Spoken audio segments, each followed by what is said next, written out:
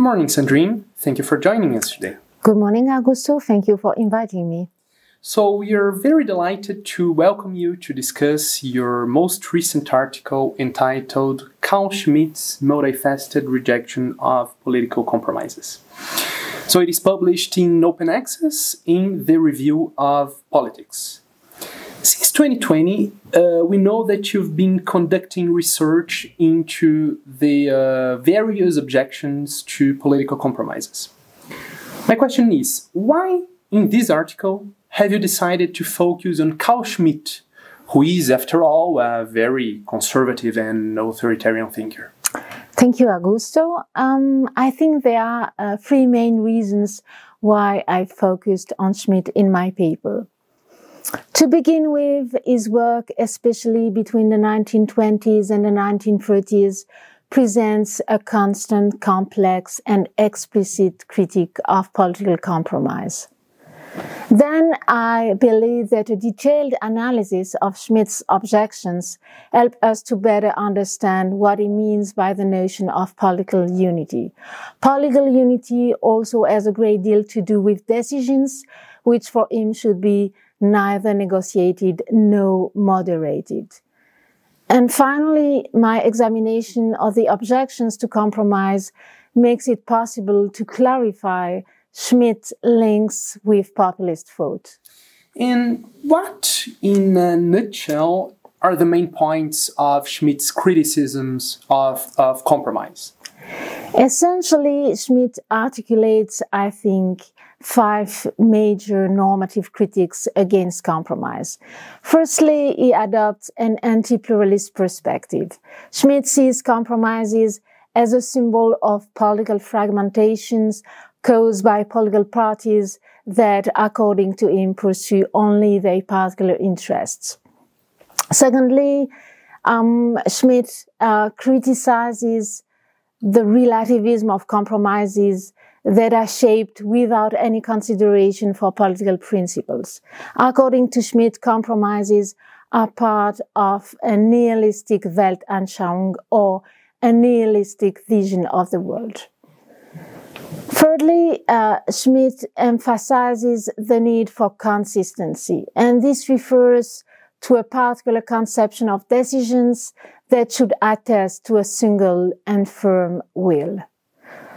Fourthly, Schmitt adopts an agonistic point of view. This means that he sees compromises as the attenuation of the dividing line between public friend and enemy. And this dividing line must remain intact for Schmitt. And perhaps finally, there is an anti-elitist perspective in his considerations of compromise, essentially with regard to parliamentary elites that Schmitt perceived to unduly bargain at the expense of the interests of the rest of the population. This is very interesting, but I wonder about the originality of these objections, because in 2022, you and Yanis Papadopoulos published an article that presented a more comprehensive, a more global inventory of criticisms of political compromise. What does Schmitt bring to this typology you had established? I think my article on Schmitt puts our 2022 typology to the test.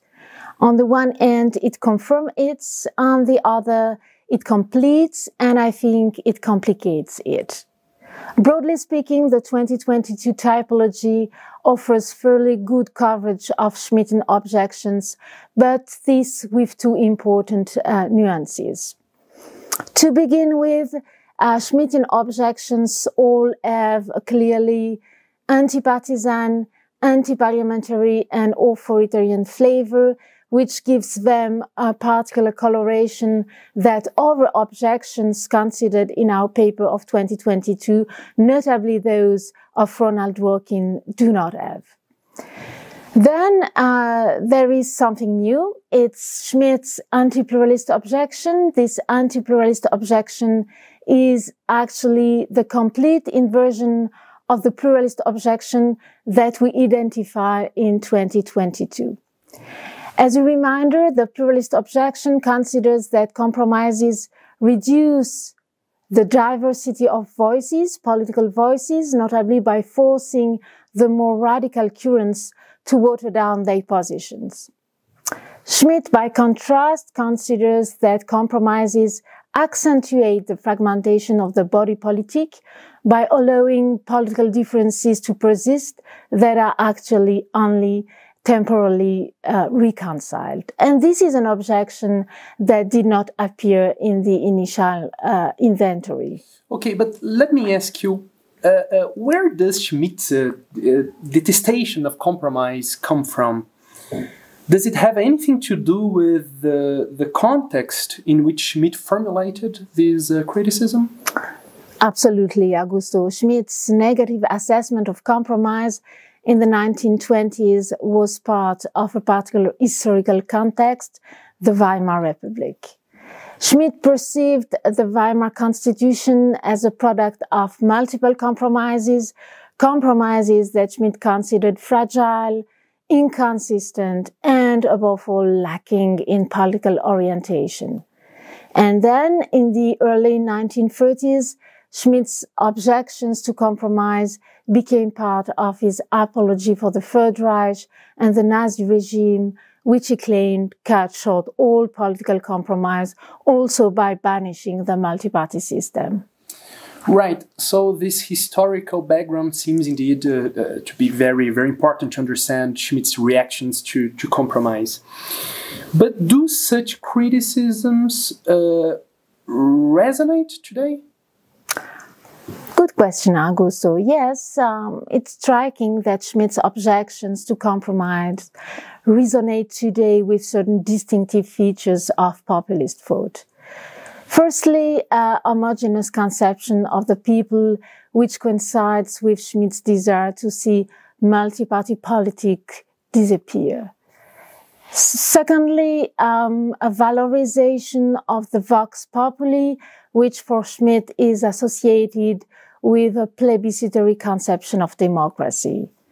And thirdly, an anti-elitist component, which for Schmitt targets political parties and parliamentarians in particular. It should be noted that his anti-elitism never concerns the president of the Reich in Germany. So these convergences, I assume, allow us to claim that Schmitt's political thought belongs to authoritarian populism, which, as we know, has tangible expressions today. In that case, on your opinion, what could we say to Schmitt to counter his detestation of compromise? I think we can offer an objection to Schmitt that was already made to him in the 1930s, notably by Hans Kelsen. Building a political reflection on the presupposition of political unity is a fiction, especially in a democratic regime. So in the inevitable pluralism that characterizes democratic politics, compromises can be perceived as essential. Actually, they allow majorities to be formed in order to enact reforms while avoiding undue harm to minorities. Mm-hmm. That seems to me an interesting point. However, do you think that there is anything to be eventually retained from these Schmittian criticisms of compromise? Hard question, Augusto. Perhaps Schmitt insistent question about the responsibility of political actors in collective decision-making processes where many players, actors are involved. In today's literature, this is referred to as a problem of many hands. Very interesting. So, thank you so much, Sandrine, for sharing your insights with us today. And I really appreciate the overview you gave us of your recent article published, I repeat, in the review of Politics. I look forward to future discussions about your research. Thanks so much. Thank you very much, Augusto, for your time, for the opportunity to present my research results. I also hope that we will have further occasions to discuss my ongoing research. Thank you again, Augusto.